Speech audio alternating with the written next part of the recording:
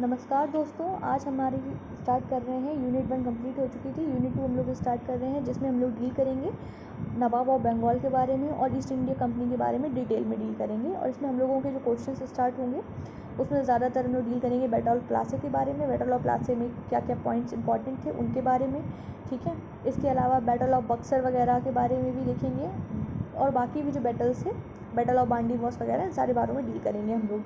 चलिए बिना time waste करते हुए स्टार्ट करते हैं। अगर अभी आप लोगों ने यूनिट 1 का लेक्चर्स नहीं देखे हैं तो देख लीजिएगा, उसमें मैंने 10 मिनट की सीरीज़ भी करवाई हुई है, उसको देख लीजिएगा और चैनल को सब्सक्राइब कर दीजिएगा, लाइक एंड शेयर करिएगा। Thank you. Which one of the following was the last governor of Bengal appointed by the Mughal emperor? Last governor है बंगाल का और जिसे अपॉइंट किया है मुगल एम्परर ने, कौन सा था? वो थे आपके बी यानी कि मुर्शीद कुली खां, ठीक है। The last subedar of Bengal who appointed by the Mughal emperor, last subedar कौन था बंगाल का जिसको अपॉइंट किया था मुगल एम्परर ने? वो थे आपके मुर्शीद कुली खां। यानी कि गवर्नर की अगर हम बात कर रहे हैं, last governor of Bengal appointed by Murshid Quli Khan, उसका भी आंसर मुर्शीद कुली खां है। और जो लास्ट सूबेदार है उसका भी आंसर क्या है? मुर्शीद कुली खां है। Which of the following war began to the consolidation of the British supremacy over India? British supremacy India कहाँ स्टार्ट हुई थी? बैटल ऑफ प्लासी से स्टार्ट हुई थी। किससे? बैटल ऑफ प्लासी से, ठीक। ब्रिटिश सुप्रीमेसी स्टैब्लिश, को डिटेल में थोड़ा सुनिए।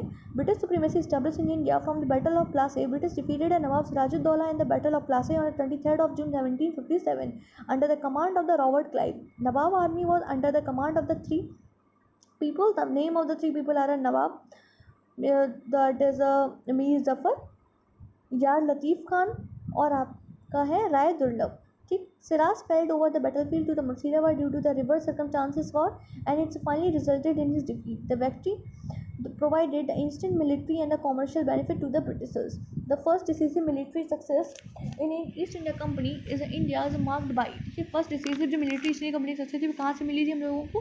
वो मिली थी आपको बैटल ऑफ बक्सर से। The battle of Plassey was fought in the year बहुत इंपॉर्टेंट है, ज़्यादातर आगे जाता है, कभी आपको सीरीज में लगाने को आ जाएगा, याद रखिएगा।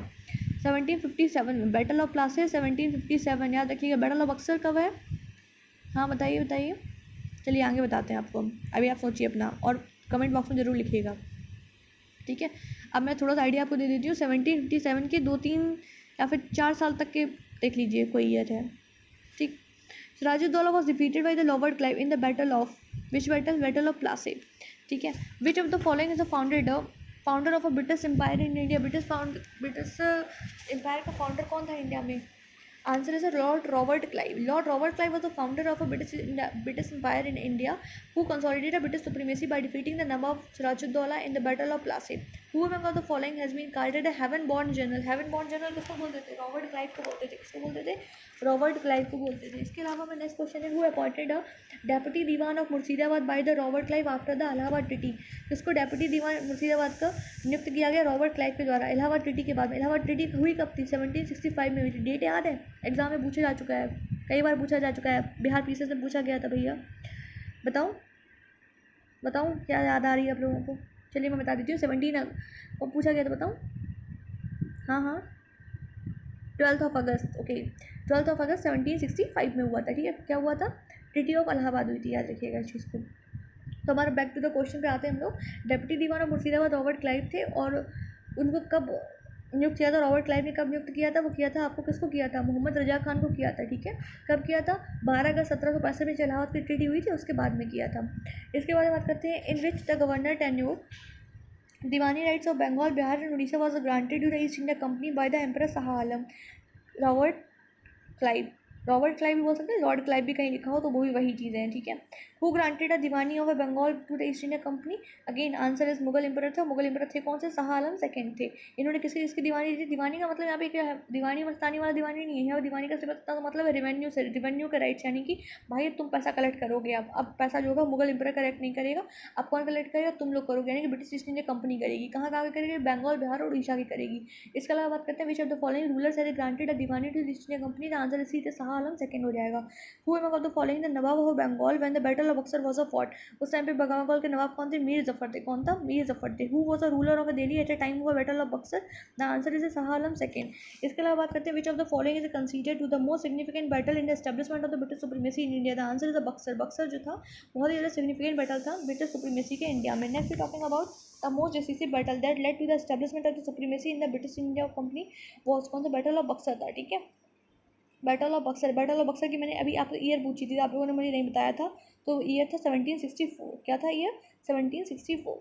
Next we talking about which of the following shifted from the cap, मतलब कि इनमें से किसने अपनी जो कैपिटल थी वो मुर्शिदाबाद तो मुंगेर शिफ्ट कर ली थी। मुंगेर कहाँ पे है? बिहार, बिहार का एक डिस्ट्रिक्ट है मुंगेर, याद रखिएगा। ठीक है, तो किसने किया था इनमें से? वो किया था मीर कासिम ने। ठीक है, ऐसे आ जाए, काश मेरी जो कैपिटल है वो मुंगेर में हो, तो ऐसे आप नहीं भूलेंगे, मीर जफर और मीर कासिम में कन्फ्यूजन होता है ना, अब नहीं होगा वो कन्फ्यूजन। ठीक है, next, the battle field of the Plassey situated in the, battle field of Plassey कहाँ पे सिचुएटेड है? वो यहाँ पे वेस्ट बंगाल में, वेस्ट बंगाल में है। अब पता है कहाँ पे है प्लासी का? पता अब नाम क्या हो गया? पलासी हो गया। और पता है वहाँ की कौन सी डिस्ट्रिक्ट में है? नादिया डिस्ट्रिक्ट, वेस्ट बंगाल की नादिया डिस्ट्रिक्ट में है, और भागीरथी नदी के किनारे हुआ है। ठीक है, और बैटल ऑफ प्लासी हुआ कब था? मैंने बताया था आप लोगों को भी, 23 जून में हुआ था, 23 जून में हुआ था, और 1757 में हुआ था, याद रखिएगा स्टेट को। इसके अलावा मैंने बोला out of the following the most decisive battle for between English east India company, वो कौन सी थी? हमारी बैटल ऑफ बक्सर था। Which of the following is considered the most significant battle of east India Company? Again battle of Buxar. Who among the following the ruler of Delhi at the time of battle of Buxar के time पे कौन सा ruler, कौन था उसके time पे? Shah Alam second थे। ठीक, नवाब ऑफ बंगाल कौन था उस टाइम पे जब बैटल ऑफ बक्सर हुआ था? नवाब ऑफ जो बंगाल थे वो थे आपके मीर जफ़र। देखिए फिर से आ गया ना मीर जफ़र का नाम। इसके अलावा वो कौन सी ऐसी पहली ट्राइब थी जो कि मतलब ब्रिटिशर्स के कॉन्टेक्ट में पहली बार आई थी एट अ टाइम ऑफ जब दीवानी के राइट्स ग्रांट कर दिए गए थे 1765 में after the treaty of Allahabad. तो सबसे पहले वो कौन सी ट्राइब थी? वो ट्राइब का नाम था खासी ट्राइब। ठीक है, with reference to the Hindu नायब वजीर्स ऑफ अवध सल्तनत which of the following statement is correct? इनमें से कौन सा स्टेटमेंट सही है? पहला बताना, राजा टिकैत राय अर्थ मंत्री थे नवाब अशफाकुद्दौला के यहाँ पे। दूसरा ऑप्शन हमारे पास में, usually there were the certain Hindu caste who were the place to the highest position in the state of Nawab Awadh. तो इसका दोनों ही आंसर सही है, दोनों ही चीज़ें सही थी नवाब अवध के बारे में। Next we talking about consider the following statement, इनमें से सही कौन सा है? सही में कौन सा है? ऑप्शन बताने से पहले मैं आपको ये बता दूँ कि सीरियल पूछा गया है कि कौन सा बैटल पहले हुआ था, कौन सा बैटल बाद में हुआ। तो आपको याद रखना है, ऐसे याद रखिए, सबसे पहले बैटल ऑफ अंबूर हुआ था 1749 में, फिर बैटल ऑफ प्लासी हुआ था 1757 में, फिर बैटल ऑफ बांडीवास हुआ था 1760 में, फिर बैटल ऑफ बक्सर हुआ था 1764 में। बैटल ऑफ बक्सर 1764 में। ऐसे याद रखिएगा कि बक्सा जो लेके आना था घर पे हम लोग, वो 64 रुपीज़ का लेके आए थे। कितने का लेके? 64 का लेके। 17 तो सब में ही आ रहा है, कॉमन है, 64 का लेके आए थे। ठीक है, और जो बक्से को टाइट करने के लिए लोग प्लास लेके आए थे, वो हम लोग लेके आए थे 57 रुपीज़ का। बक्सा लेके आए थे 64 रुपीज़ का, और प्लास लेके आए थे 57 रुपीज़ का।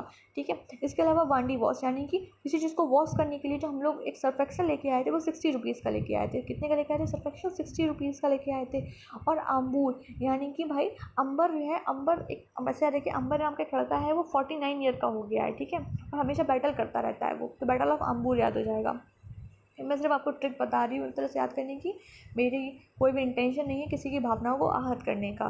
ठीक है, बैटल ऑफ अंबूर मैं रिपीट कर दे रही हूँ 1749, फिर हुआ था बैटल ऑफ प्लासी 1757, प्लास लेके 57 का। बैटल ऑफ बांडी वॉज 1760 में हुआ था, और आपका बैटल ऑफ बक्सर जो था 1764 में हुआ था।